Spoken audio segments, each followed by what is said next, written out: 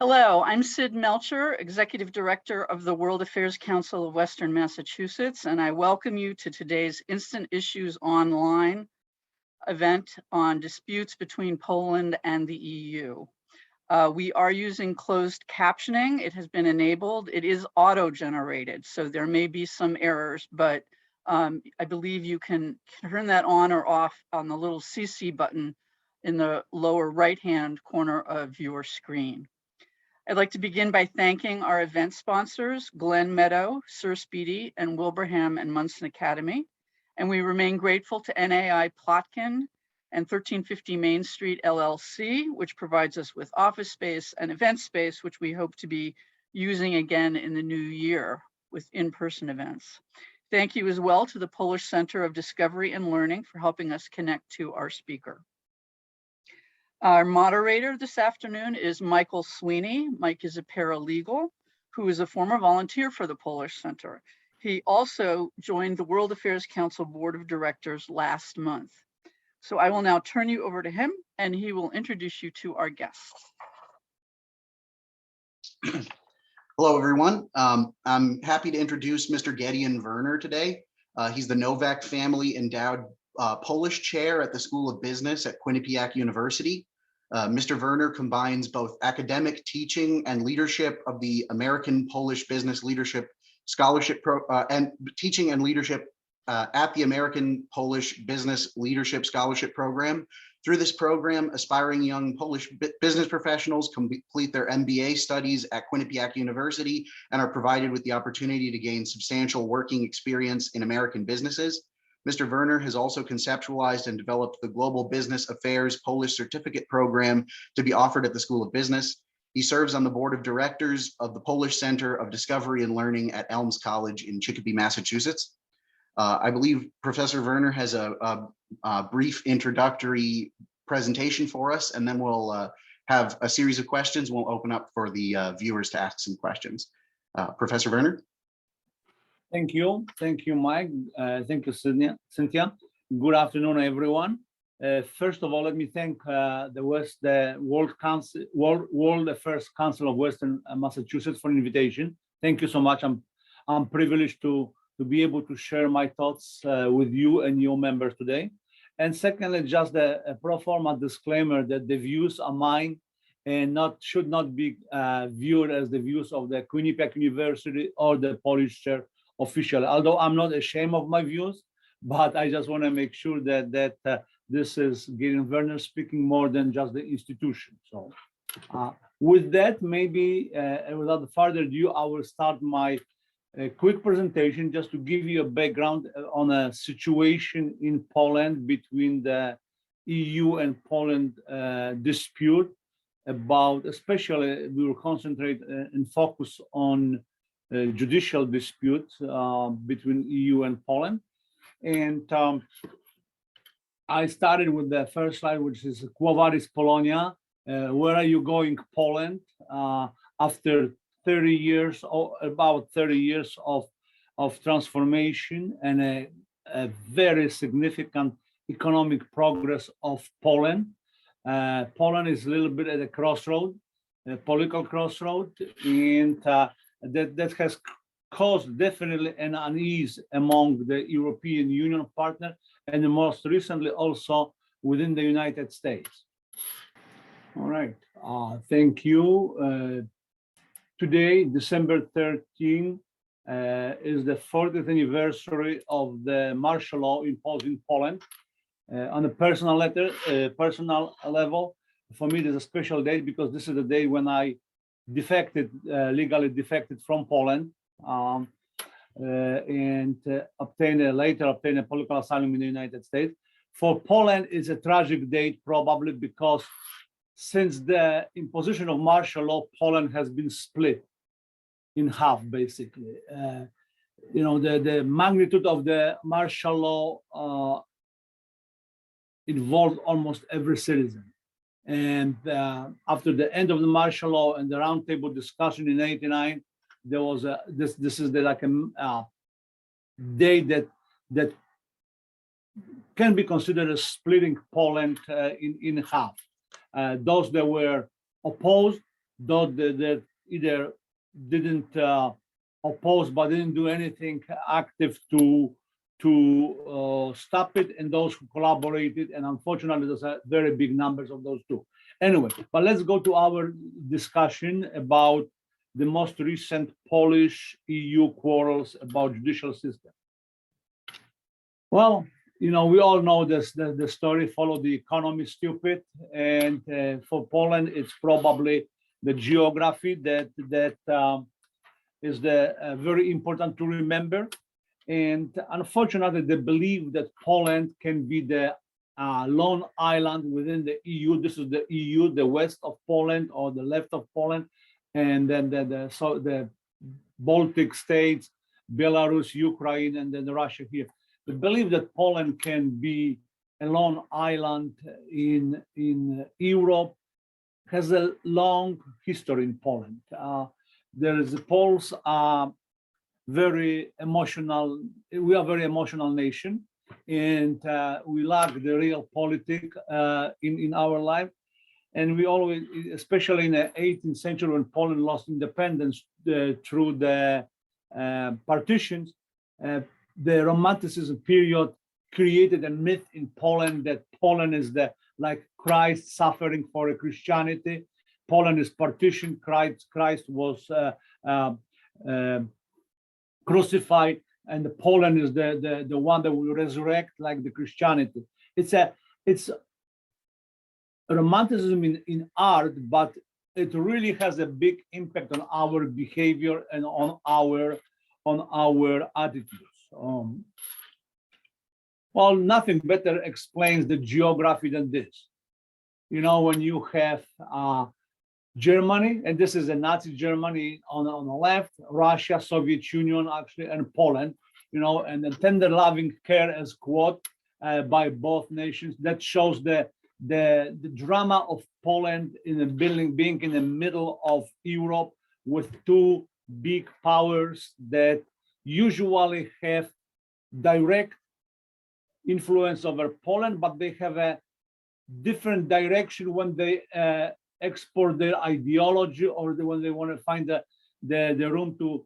The Soviet Union always goes westward, has to cross Poland. Germany for a couple 100 years was expanding eastward, also going through Poland. So Poland has no choice, and believing that we can be independent, I think it's a very dangerous myth.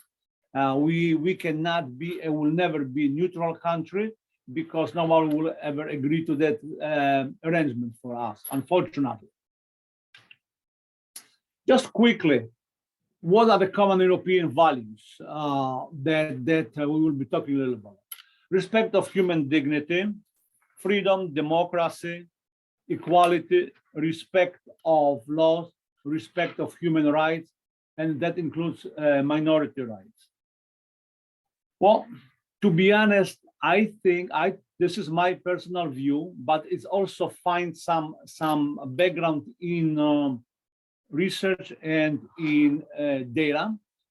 Poles and Poland, when we entered European Union in 2004, and even when the transformation took place in 1989, Poland has confused a little bit two terms: democracy with market economy.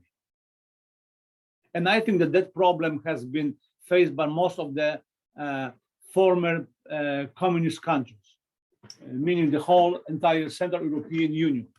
I'm sorry, the Central European part of Europe, meaning east of Poland, the Baltic state, Czech, Slovak Republic, Hungary, and then Bulgaria, Romania, and probably even the post-Yugoslav state.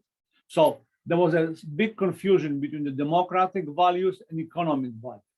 When in a 20 or 30 years later, the Pew Foundation conducted the survey among young people of the quote, former, what we consider Western Europe, meaning west of Poland, and young people east of Poland and in Poland, there was a dramatic difference in the views of the value, where Western Europe, meaning Germany, France, England, those will be pretty much the values of young people share. On part of Poland and East Central Europe, it would be first value would be security. And if you look in the previous slide, you know why, for example, for Poland. Then there would be tradition, family, and then there would be some economic value. The democracy, equality, respect for human rights play a role, but significantly lower than they played in a Western hemisphere. So there's definitely something to remember that that what differs. And even though we consider Poland consider itself and people consider themselves members of the Western culture, I personally would have a little quarrel with that because of the strong influence of East and Russia and even the language and culture. But let's go further with that. So any country that wants to join European Union has to meet certain criteria called Copenhagen criteria that they have to prove that they have a stable democratic institutions, they have a functioning market economy, assume membership obligations, and adopt the rules of community, meaning Court of Justice and treaties. That's very important to remember, especially assume membership organizations, adopt the rules of the community in respect to Court of Justice and the treaties that it signed, and stable democratic institutions. Yes, functioning market economy is one out of three basically political values and political criteria. What Poland has agreed in a pre-accession, because every country had a pre-accession period and then it signed the treaty. So Poland basically, those are just the general ideas, but Poland has generally agreed. Okay, before we go, one clarification. When we talk about Poland, and later when we will talk about a political party that is at power right now, and talk about the politics, please do remember that the classical linear line of political spectrum from left to right, or right to left, whatever you prefer, does not apply to Poland in many countries of Eastern Europe, because what's in Poland is right is only considered social conservative. On the economic spectrum, Polish right is actually very left and populist. So the PiS, the Law and Justice Party that is at power now, is very strong, very conservative socially and culturally, and very not liberal, but very leftist, quote, in the economic terms, and proponent of the centralization of the power at the hands of the federal of the state government. So that's one thing that we have to remember. So Poland, when it pre-joined and then joined the EU, agreed to respect of the laws and rules, nothing unusual, right? Accept the supremacy of EU law over national laws. Very important. Please think of that. Even though you cannot compare European Union to the United States, they are two different systems. The United States is more of a political union now. European Union is more economic union, going toward the political union. But it is basically the relation between state law and federal law. The same is kind of the relationship between European law and national law. National laws have to be made in line, or have to be brought in line with European laws. And then the country has to agree that European Justice Court, the TSEU, will be responsible for interpretation of those laws. And they have to accept the verdict of that institution. Secondly, all countries that join EU have to agree to the creation of something called, it's a loose translation, common legal area of certain values that guarantee full respect of law, right of independent court system, selection of judges must be according to local laws, but not in a contrary to the laws of European Union. And judges must be independent and cannot be punished or pressured by political parties. Important thing to probably remember that European Union does not influence the country's structure of judicial system, structure organization. This is prerogative of the country, and that has to be kept in mind, because that's the claim that later some countries, including Poland, make, that EU is entering into area of determining the national structure of the legal system, which is not. It does not. It only says that the legal system has to be independent, free of political pressure, and that's all. It doesn't say how to structure the judicial system. In Poland, it's a tripartite, whatever. So that's kind of thing to remember. The reforms of the judicial system that took place in Poland started basically in 2015 with a break, and then continued from when the government was from in 2015 and ever since. Has a few areas that are contention. One is the personal changes, and those are deemed unconstitutional in Poland by the opposition and by the previously Supreme Court and a tribunal, constitutional tribunal. It was what it means. And the personal changes. It was the forced retirement of judges. Fundamentally, the political party and the parliament that was dominated by the white party with the simple majority of vote, decided that all judges 65 and older, I believe, are mandatory, have to retire.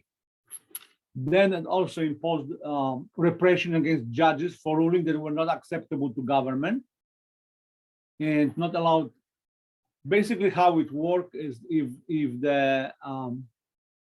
they force either relocation of those judges to quote outposts or farther away from their original place of living and working, and not allowed to publish and issue the rulings for the judge. And also the government has implemented the law that it could replace chief judges and deputy chief judges administratively by the administration, not guaranteed by constitution that they cannot be replaced rudimentally. Other more important is takeover of also that they deemed, and this is the main point of contention also for EU. So personal changes, and especially personal changes to Supreme Court, and the takeover of the Constitutional Tribunal, basically by administrative decrees. The composition of the Constitutional Tribunal was changed. The old tribunal was removed. Some judges were removed, replaced by judges nominated by the ruling party and the government. And the government refused to publish the ruling of the previous tribunal, therefore making it making them null and not valid, because in order for in Poland for a law to pass, it has to be published in official publication, legislative monitor, and that only becomes law then. The government simply refused to publish the rulings of the tribunal, changed the tribunal composition, and then published the new verdict by the tribunal. And so therefore there is still almost like two sets of judges: the original quote tribunal, the tribunal before the changes, and tribunal after the changes, with the new judge. Also dismissal, another problem was the dismissal of non-political members of the Supreme Court, replacing them by forced retirement and replacing them with the political appointees. That partially has been stopped by the European Court of Justice ruling. And one of the most controversial issues is the setting up of the new chamber of the Supreme Court, the disciplinary chamber that has the power over disciplining judges, but is elected and nominated by the government and staffed with government judges or appointed lay jurors. And that's probably the number one point of contention between Poland and European Union. Now, Polish EU Commission view, quickly. Polish judiciary reforms. Sorry. Yeah, Polish judiciary reforms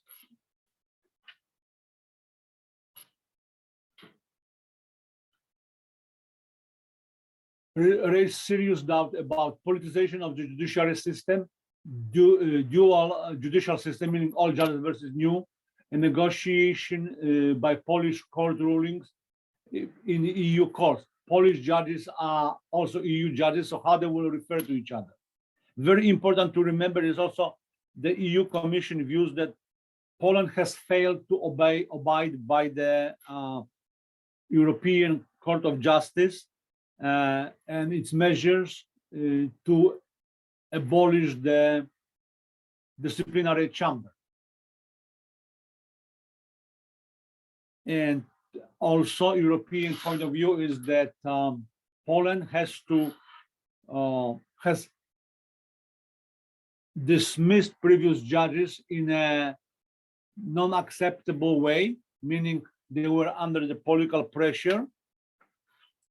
And the Polish system of disciplining the judges, the disciplinary chamber, is not in line with the values and practices of European Union, because the chamber is neither independent nor impartial. And most important, that all the changes made to the judicial system in Poland basically infringe on the Treaty of European Union.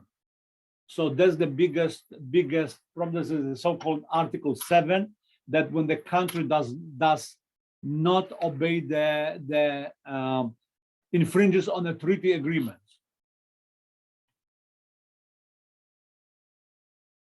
Polish government view is just the opposite.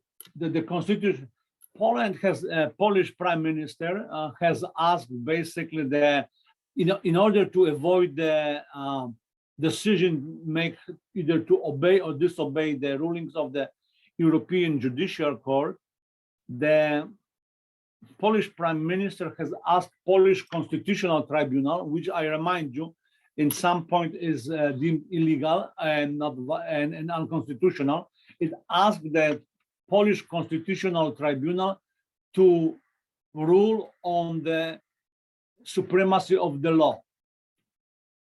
Is the EU law supreme or the Polish law is supreme? And the Polish Constitutional Tribunal basically ruled that the Polish Constitution, which is there are questions about it, but the European Union rulings do not have priority over the Polish laws. Therefore, basically meaning that Poland will not obey the European Union laws.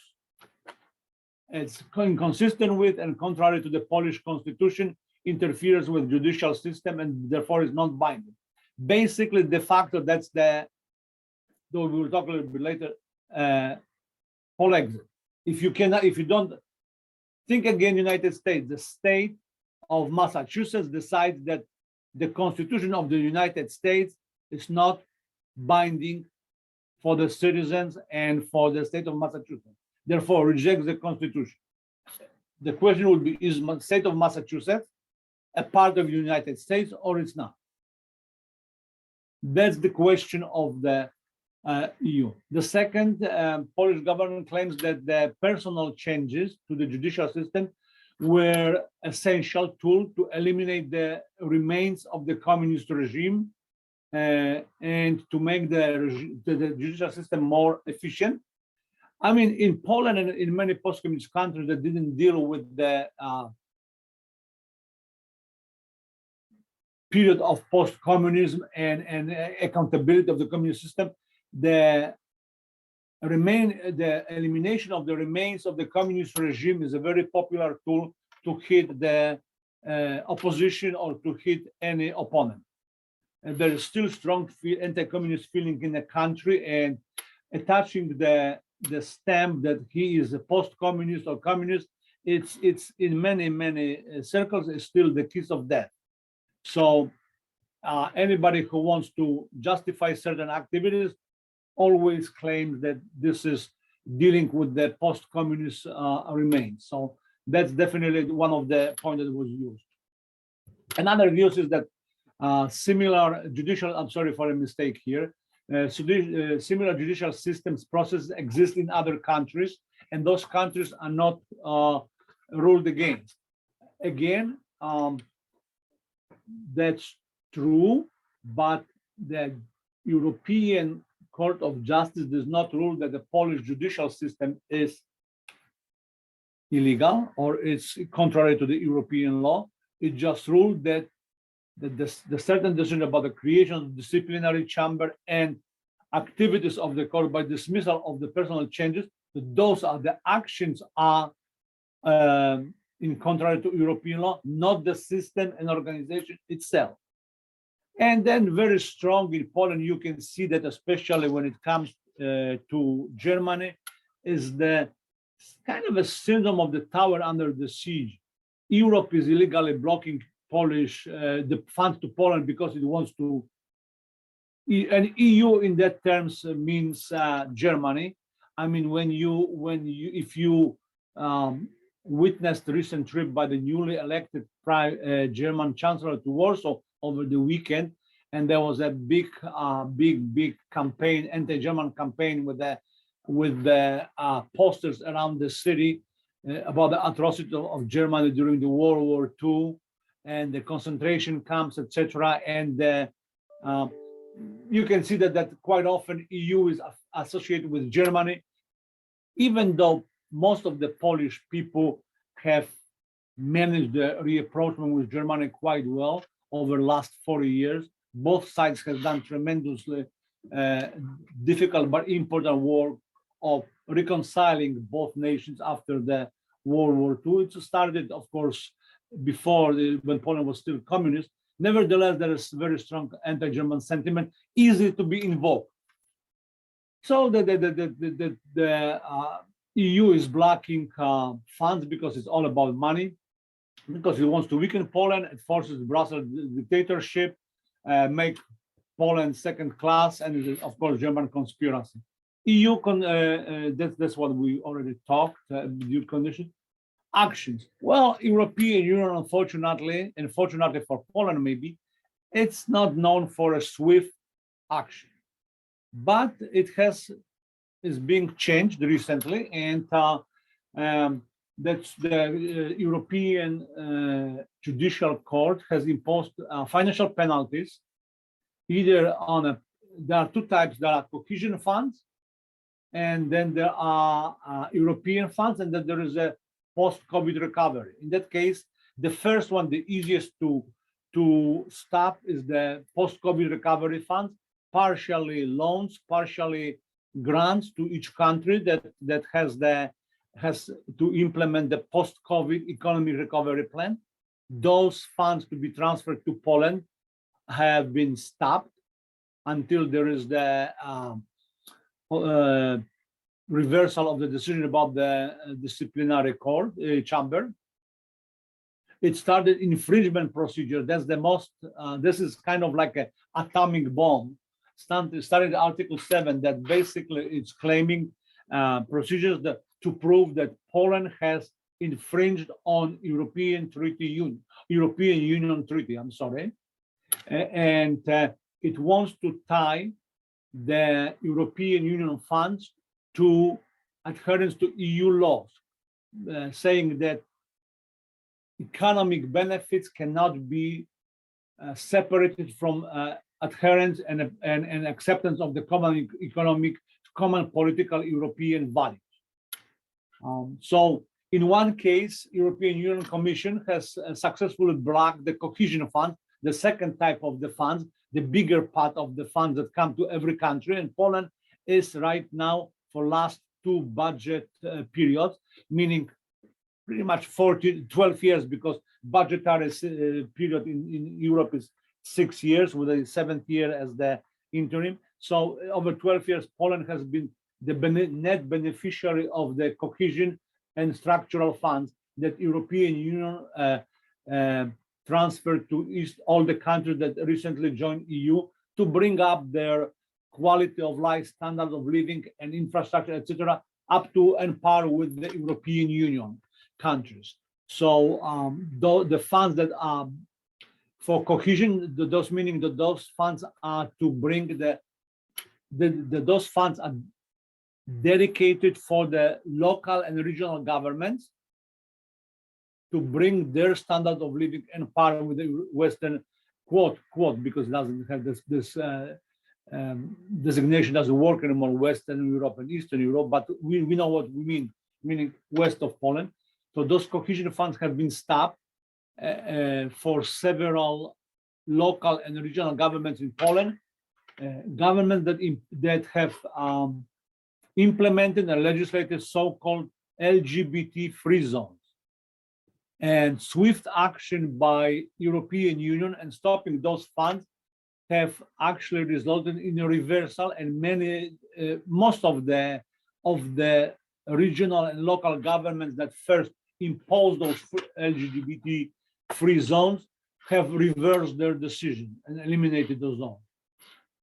Still, EU is very, very determined to find a happy medium in negotiations with Poland, and I think that the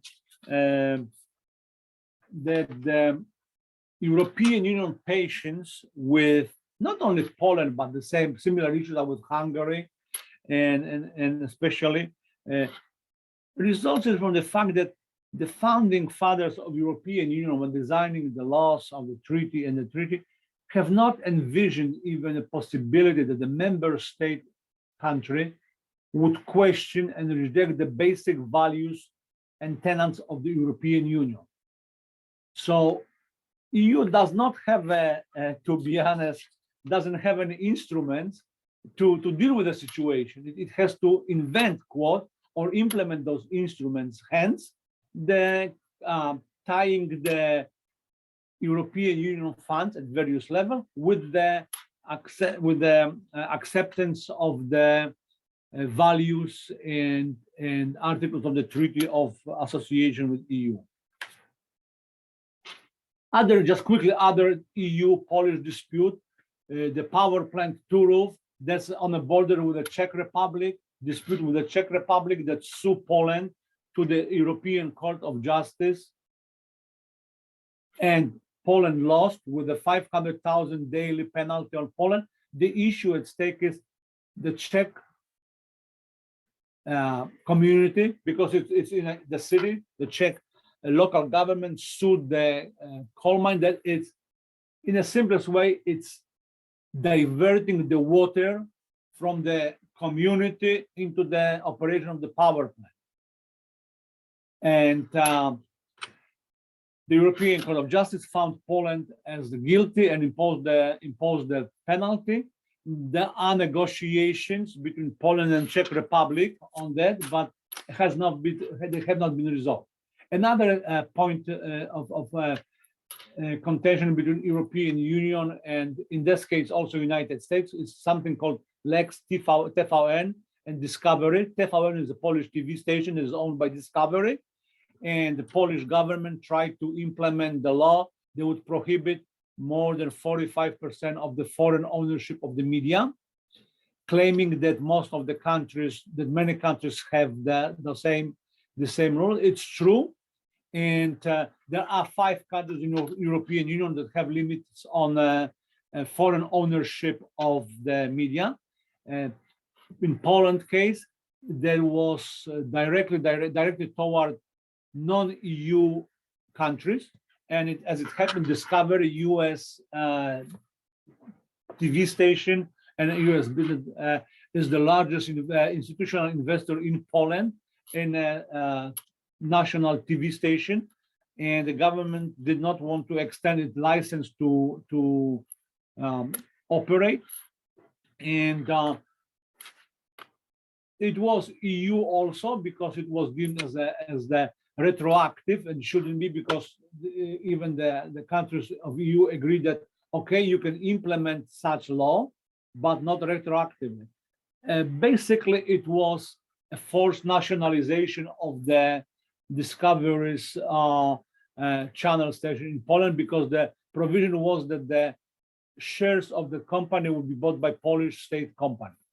We talked about the LGBT, and the push this is the ecological dispute about the quote primeval forest on the northeast part of Poland that the government wanted to build the highway and go through the most ecologically sensitive areas, and European Union, which is very, of course, very keen on protecting ecological laws, disagreed that this is again contrary to EU laws and stopped them. Quickly, is Polexit possible? Well, my favorite quote is, "It is impossible until someone else does it, and then it becomes possible." That's a quote from Nelson Mandela. Nobody thought that Great Britain would leave European Union either. It did. De facto, Poland has already put itself in a position of outside of the EU. Since it rejects acceptance of the EU laws, it cannot be a member. Now, EU, the honest, EU does not have a mechanism for removing country from EU, but the bigger thing is that in the future, who knows, right? Another view, and that's from the French press, and actually Polish politicians also mentioned it.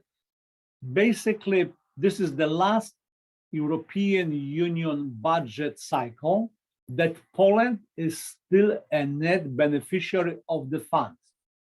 Next, which I think is about 25 or 24, next budgetary cycle, Poland will have to pay more to European, because it will be considered as a developed nation. So it will have to pay more to the budget than it will European Union budget that it will receive from the budget. Currently, Poland has about 2 to 3 billion euro a year surplus in a fund, meaning that we receive from the European Union about 3 billion euro a year more than we benefit to the coffers of the European Union. Some say that this is the cynical view of the government, that it's preparing the groundwork to convince Poles, because to convince Poles that Poland has no economic interest in being in the European Union, because it has to pay more than it receives. Right now, about 85%, excuse me, of Polish people support Polish participation in European Union. I would like to mind you, however, that in Britain, the proportion were a little lower, because there was 55 for staying in Europe and 45 against. In 2 years, the proportion have changed. 80% is a lot to change, but it's not unimaginable. And especially for those of us who follow the Cambridge Analytics and their manipulations of the political process, I wouldn't put that as impossible. Poland already has placed itself on the periphery of European Union. You can see that the latest discussion between outgoing Chancellor Merkel and President Putin and President Macron with President Putin as well about the affairs of the East Central Europe going above the heads of Poland, which, unfortunate, but that's probably what happens. This is when there is a lack of the real politics in Polish politics, but acting emotionally. And then finally, it's the question: will EU move from talk to action even more? The experience showed that when financial penalties are imposed, current government will back away. There are important parliamentary elections in 2023, where might also not help the situation, depends who wins. Polish political system, parliamentary election system favors big parties, and peace is not the one party, is the coalition of three parties. If it's combined with the right-wing libertarian confederatia, it will have again, according to the polls, it could have a still, if not majority, it would be the largest political bloc in a parliament. And another final option might be that Poland will leave the political structures of European Union and stay only in economic European economic area. You know, like Norway today, Switzerland are members of the economic area, but not economic European Union. So something to that nature. Question is, would other countries agree? And also in case of Poland, we will go back to this slide, and this is the last one. Is it really doable for Poland to go that way? Well, thank you so much. Sorry, I was kind of rushing, but still took a longer time than I expected. I apologize, but hopefully that gives you the little bit of understanding, and I try to be as objective as I could, pointing to the disagreement. And if there are any questions, of course, please. Thank you so much. Excellent. Thank you so much, Professor Werner. So I'm going to open with one question I've got prepared, and then I'm going to begin moving to some Q&A questions as well. I was really curious to know, what do you think the role of other Central European nations, particularly members of the Visegrad group, particularly Hungary, which have sort of similar, which have pre-existing political ties within the EU and also similar ideological leanings, or increasingly similar ideological leanings? What do you think the roles of those or other blocs within the EU might be in Poland's relation to the EU? Oh, thank you, Mike, for the question. I mean, trying to be as objective as I can, and you know, we all know that all of us have personal views and sentiment. I believe that Poland has, in certain sense, squandered the capital it had with the Visegrad group, the four countries, or even with the Tri-City concept. We had especially after Great Britain left European Union, Poland was seen, and unjustly, we don't deserve to be put in par, to be honest, with Great Britain as the political and economic power, but Poland, by virtue of geography, with the Czech Republic, Slovaks, and Hungary, and then the Tri-City, you know, the infrastructural activity and plan of combining countries, connecting countries of Eastern Europe and Southern Europe through the infrastructural project with Poland and the Northern Sea. Those unfortunately have not met the expectations. Nothing has happened. Poland got into a quarrel with some of the countries of the Tri-City over some issues. With the Czech Republic, we of course now are in a dispute over the coal mine, and we may say that those are just the issue that conflicts are always possible, even among the allies, and that's true. That's true. But if you look closer, there is not much going on besides just the war. It was a good possibility, especially both. Both the European Union and United States supported those, not as an opposition or contrary to European Union, but strengthening the European Union, especially the Tri-City, with the improving the interconnectedness and the infrastructure of the East Central Europe and Southern Europe. It was tremendous value, you know, the new Silk Road kind of concept, you know, that would not conflict or compete with the China's new Silk Road, but it was very important because the East Central Europe and Southern Europe are inferior when it comes to the infrastructure development to the rest of the Europe. So there was a very valid project, economic project, but we know that with economy comes politics.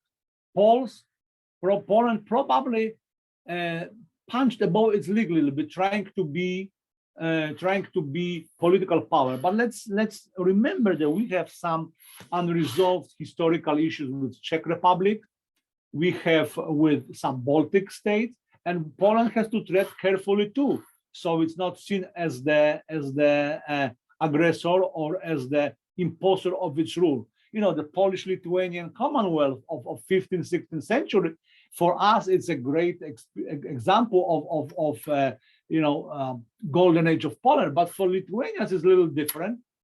There is a big problem with the language. For example, in Lithuania, which is a very big Polish minority living there, and a dispute. But from the point of view of using the Polish language as official, Lithuanians are rejecting that wholeheartedly. But they have a big brother Russia behind, and the largest ethnic population is the Russian. So if they make exceptions to Poland for Polish language, they're going to have to do the Russian language. So anyway, there is a lot of possibility, but unfortunately, I don't believe that it was fully realized to the potential that it had initially. Because right now everything is at stall because Poland has some dispute with as I said, Czech Republic and some southern countries as well. Excellent. Well, I'll move on to a question from the Q&A. Here's one. Is this a continuation of the old Europe versus new Europe issue when the Eastern European countries first joined the EU after the FSU collapsed in 1991? We saw a major clash when the EU constitution was rewritten after the Eastern European countries joined the EU. Yeah, well, excellent question, because it's I think it's right to the point. I don't think that Poland is only the guilty party. I think that there is something to say about the role of Germany, especially in economic terms, and the influence of Germany. And sometimes the neo-mercantilist politics of Germany caused anxiety.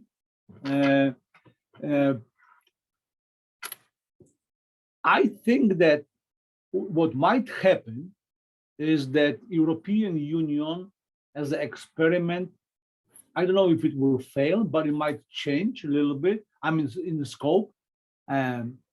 I don't think that European Union has other choice as going toward the political union. I don't think it can just stop at being the economic, not when you implemented the common currency. Sorry, fiscal policy and monetary policy usually have to be decided by the same country or the same,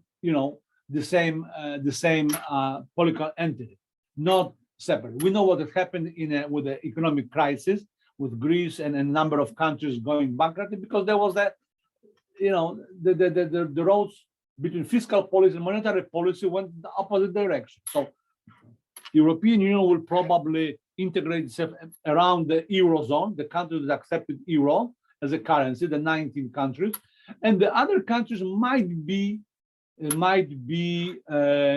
countries of periphery. Now, that would indicate the as some call two-speed European Union, but it's not the classic sense East-West, because Baltic states, for example, are in a Eurozone and would probably stay. Slovakia is in the Eurozone, would stay probably. So it's not the classical like it was before East-West, but it might be Eurozone versus other.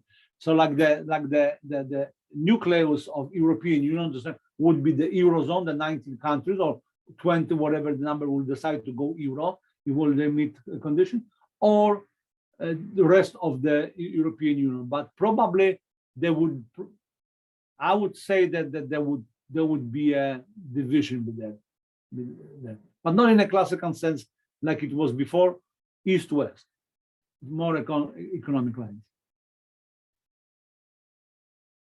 Excellent, thank you. Another one from the Q&A. What diplomatic pressure is the United States putting on Poland to maintain democratic policies and avoid a return to authoritarianism?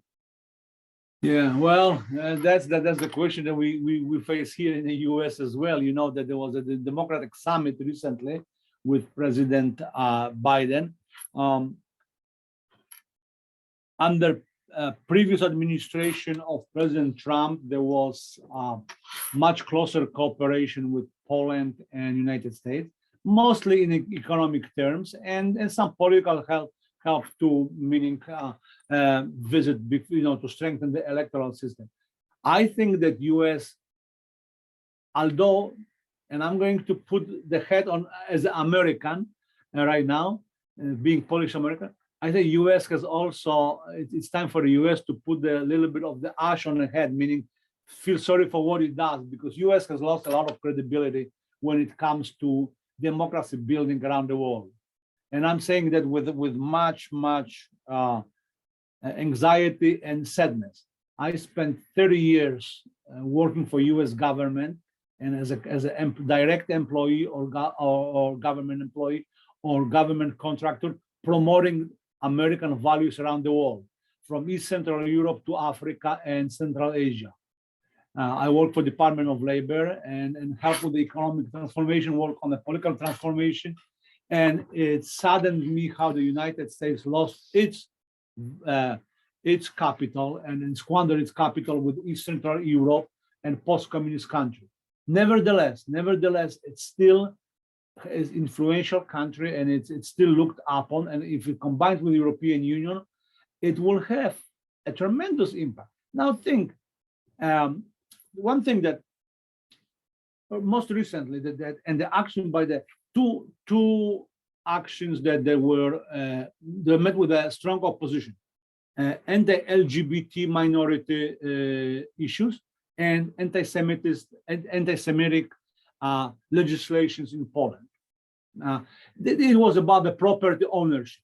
That, to be honest, it's not only about Polish-Israeli claims of the property reclaim, but also basically Polish government nationalized everything after World War II and now decided not to resolve it, but basically said, there's no more personal claims for property.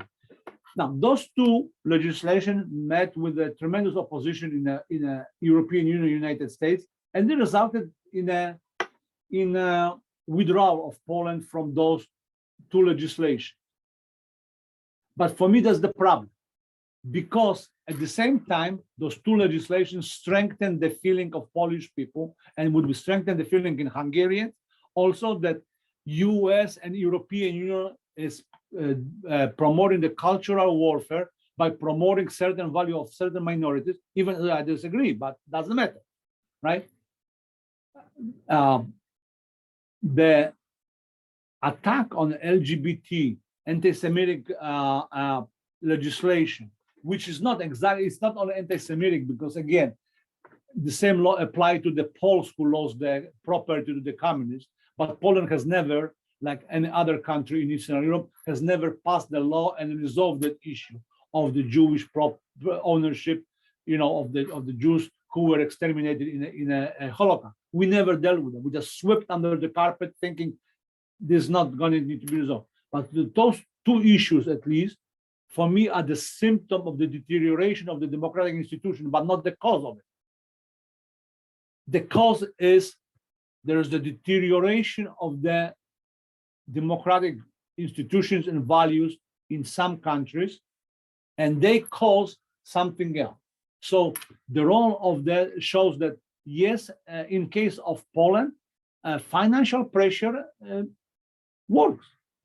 And I think that for the benefit of Poles and Poland, I would like, and this is my personal view, I would like to see swift and strong reaction from European Union and United States, because it will, I'm not saying that everything that peace is doing is wrong, no, but it will help Poland to return to the democratic changes that it implemented in '89.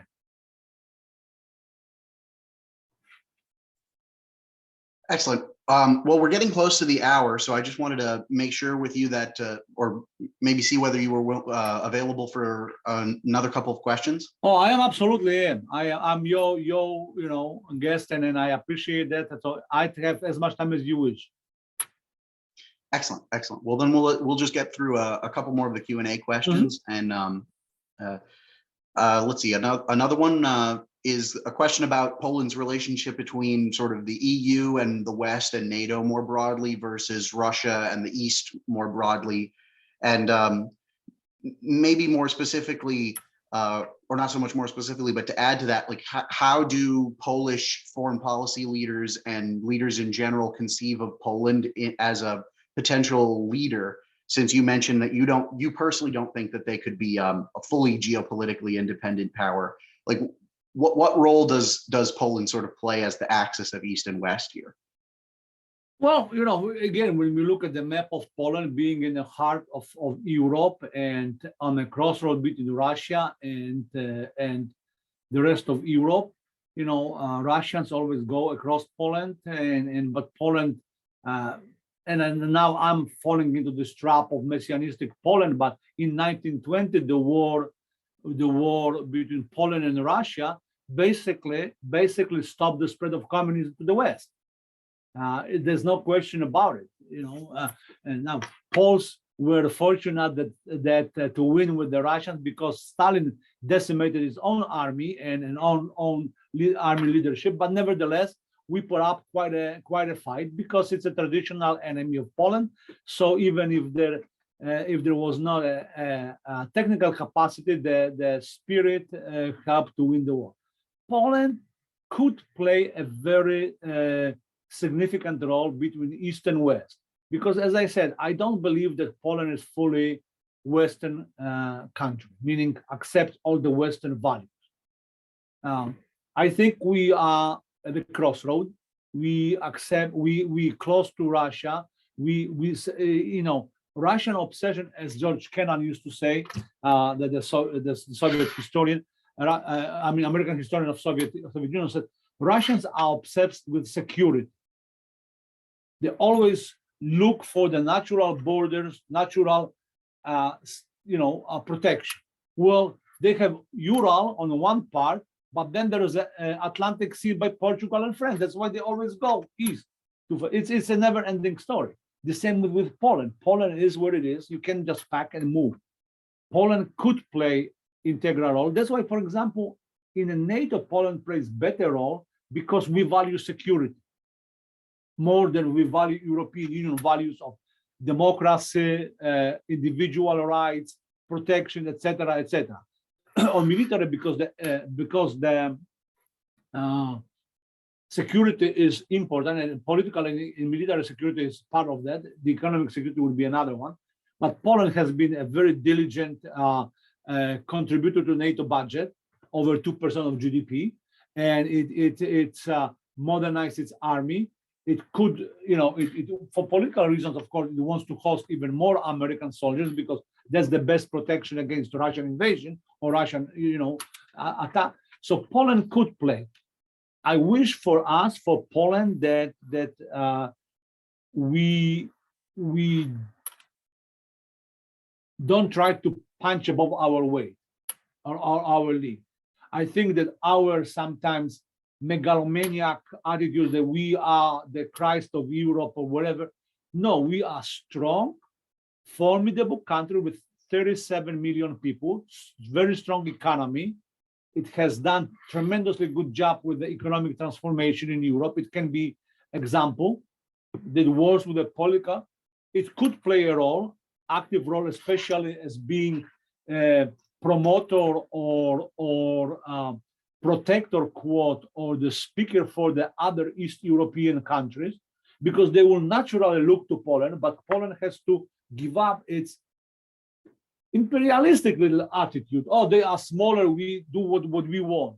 This is what we claim that the West is doing to us, we're doing in some way to the smaller countries of East Central Europe.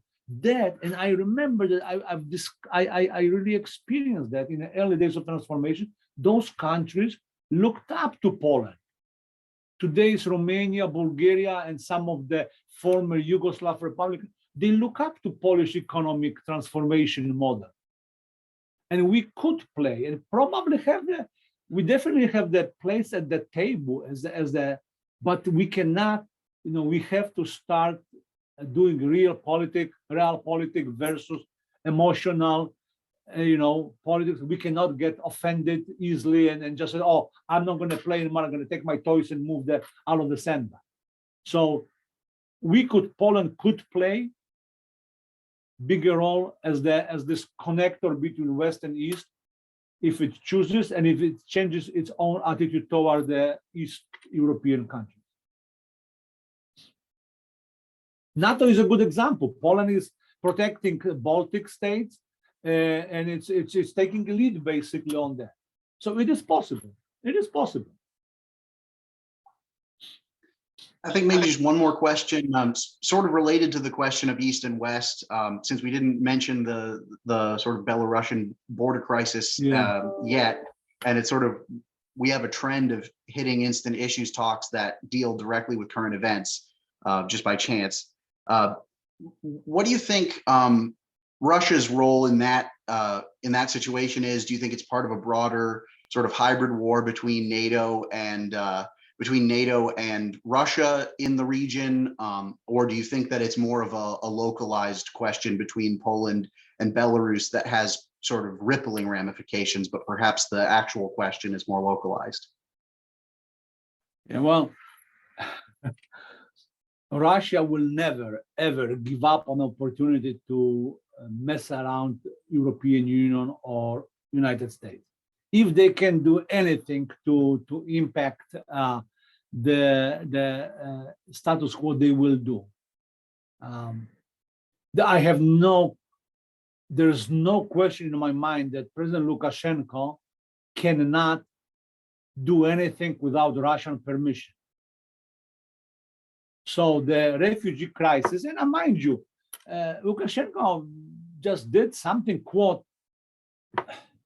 not, I don't know if rational, but, to his advantage. He did a blueprint by Turkey, NATO ally, in 2008, I believe, or 10, a few years ago, when Turkey basically blackmailed European Union too, or will open the borders and let all the refugees, come to European Union. So Lukashenko did the same. It was just another slap in the hands to European Union, because first of all, it exposed one of the Polish weaknesses, which is Poland being a homogenic country. It has been for 2,000 years almost, or 1,000, let's say, has a problem with refugees. We have the problem. And let's be honest. This is, we have to learn Poles have to learn diversity and other. The thing that saddens me as far as the Polish, and they did have absolute right to protect the border. There was the hybrid or not hybrid, whatever. There was a very conscious, very cynical action by foreign government to use refugees to punish Europe for its support of the Belarusian opposition. So there was Lukashenko's response.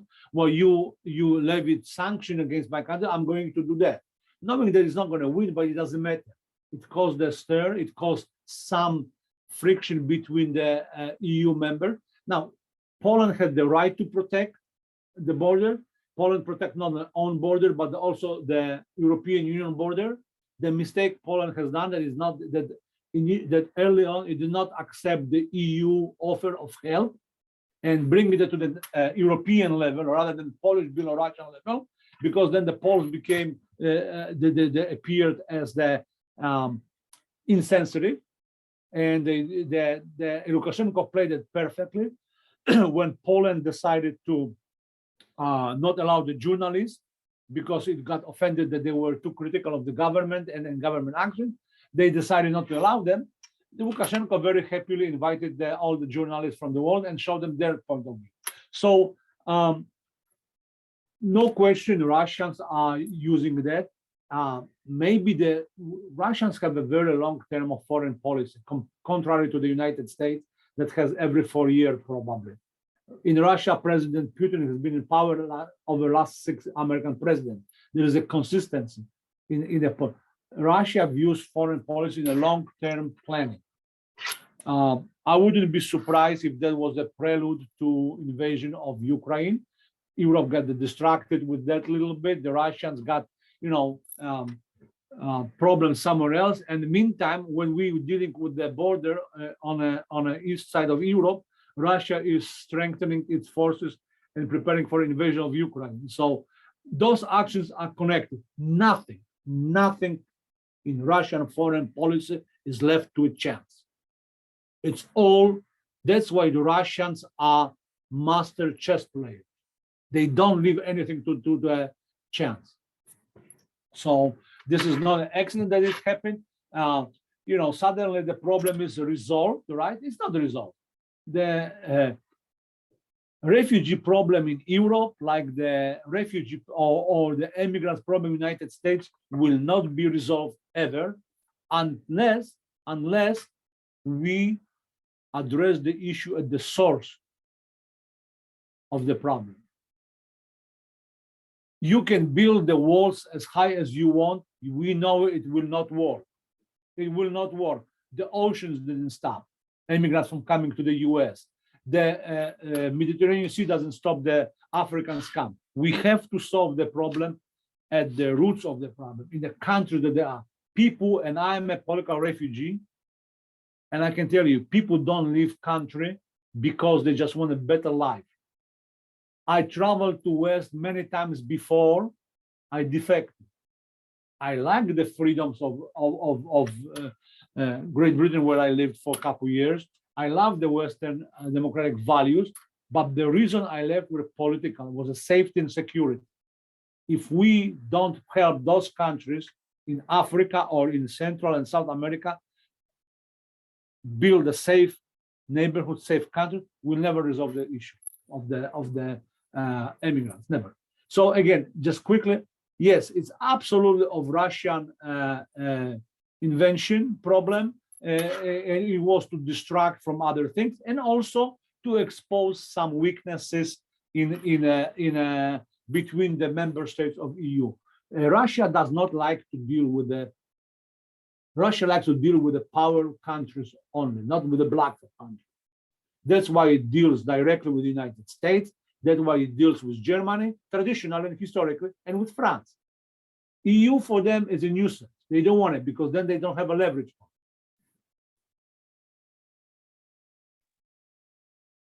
Excellent. Well, thank you so much. I think we've more or less we've run over about 10 minutes. So thank you for your time so much. This has been an excellent talk. I'll leave it to Sid to sort of play us out. Well, thank you very much. And also, Mike, you don't have to ask me about my feeling about Russia, I think, right? Yeah. An attitude. Yeah. No, it's a people always ask, and I'm a Russophile, meaning I love Russia people.